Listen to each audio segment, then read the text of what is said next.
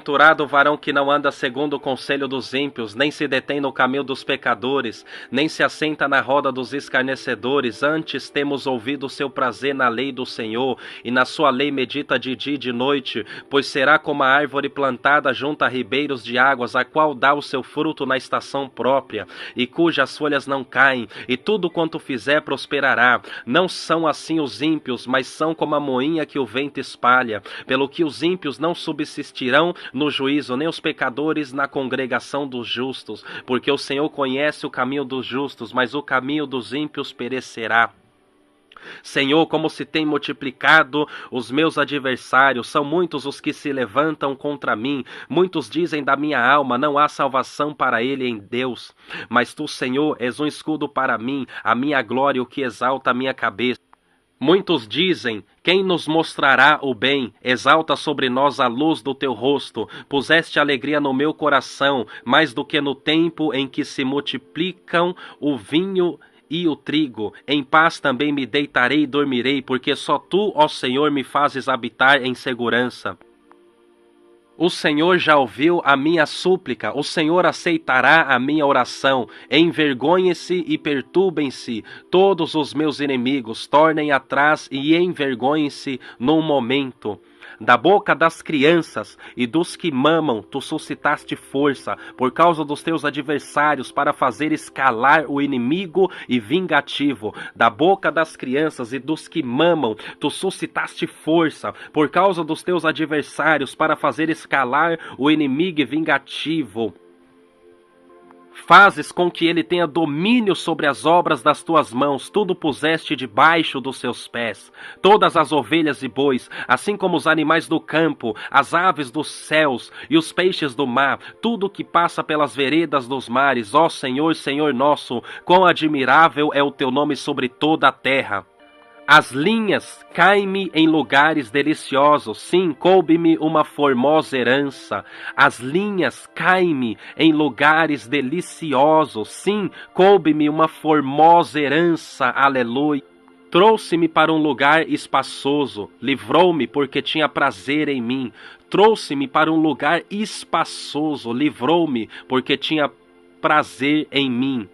Alargaste os meus passos, e os meus artelhos não vacilaram. Alargaste os meus passos, e os meus artelhos não vacilaram. Alargaste os meus passos, e os meus artelhos não vacilaram. Porque tu acenderás a minha candeia, o Senhor meu Deus alumiará as minhas trevas, porque contigo entrei pelo meio de um esquadrão, com o meu Deus saltei uma muralha. O caminho de Deus é perfeito, a palavra do Senhor é provada, é um escudo para todos os que nele confiam, porque quem é Deus senão o Senhor, e quem é o rochedo senão o nosso Deus? Deus é o que me cinge de força, e aperfeiçoa o meu caminho, faz os meus pés como os das servas, e põe-me nas minhas alturas, adestra as minhas mãos para o combate, de sorte que os meus braços quebraram um arco de cobre, de sorte que os meus braços quebraram um arco de cobre, de sorte que os meus braços quebraram um arco de cobre. Também me deste o escudo da tua salvação, a tua mão direita me susteve, e a tua mansidão me engrandeceu. Revesti-vos de toda a armadura de Deus, para que possais estar firmes contra as astutas ciladas do diabo, porque não temos que lutar contra a carne e o sangue, mas sim contra os principados, contra as potestades, contra os príncipes das trevas deste século, contra as hostes espirituais da maldade, nos lugares celestiais. Portanto, tomai toda a armadura de Deus, para que possais resistir no dia mau, e havendo feito tudo, ficar firmes. Estai, pois, firmes, tendo cingido os vossos lombos com a verdade, e vestida a couraça da justiça, e calçado os pés na preparação do evangelho da paz, tomando sobretudo o escudo da fé, com o qual podereis apagar todos os dardos inflamados do maligno. Tomai também o capacete da salvação, e a espada do Espírito, que é a palavra de Deus, orando em todo o tempo, com toda a oração e súplica no Espírito, e vigiando nisto, com toda a perseverança e súplica por todos os santos. Mas que importa, contanto que Cristo seja anunciado de toda maneira, ou com fingimento, ou em verdade, nisto me regozijo e me regozijarei ainda. Mas o que para mim era ganho, reputei-o perda por Cristo.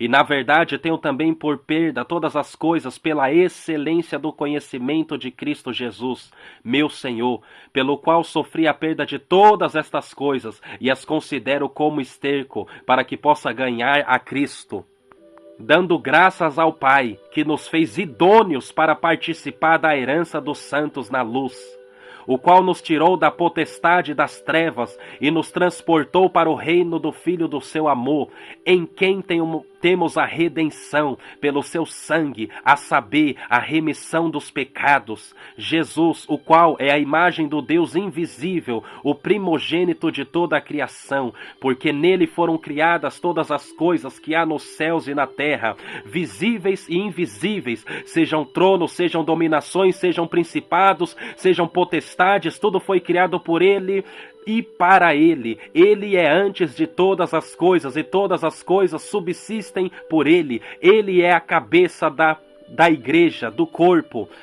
É o princípio e o primogênito dentre os mortos, para que em tudo tenha a preeminência.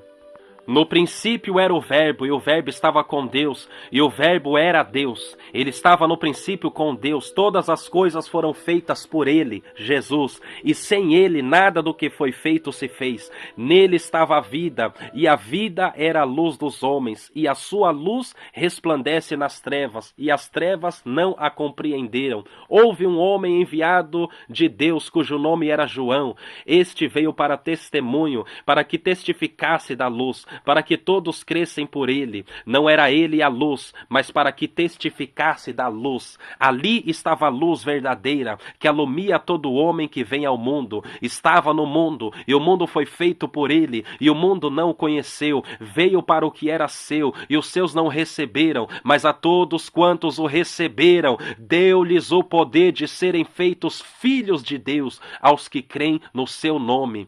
Aos que não nasceram do sangue, nem da vontade da carne, nem da vontade do varão, mas de Deus. E o Verbo se fez carne e habitou entre nós, e vimos a sua glória como a glória do unigênito do Pai, cheio de graça e de verdade. Filipe achou Natanael e disse-lhe: havemos achado aquele de quem Moisés escreveu na lei e os profetas, Jesus de Nazaré, filho de José. Disse Natanael: pode ver alguma coisa boa de Nazaré? Disse-lhe Filipe: vem e vê, vem e vê. Jesus viu Natanael vir ter com ele e disse dele: eis aqui um verdadeiro israelita em quem não há dolo. Disse-lhe Natanael: donde me conheces tu?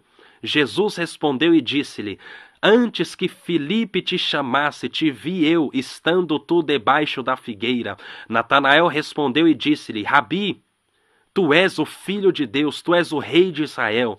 Jesus respondeu e disse-lhe: porque te disse, vi-te debaixo da figueira, crês? Coisas maiores do que estas verás, coisas maiores do que estas verás, coisas maiores do que estas verás. E disse-lhe: na verdade vos digo, que daqui em diante vereis o céu aberto, e os anjos de Deus subirem e descerem sobre o Filho do Homem.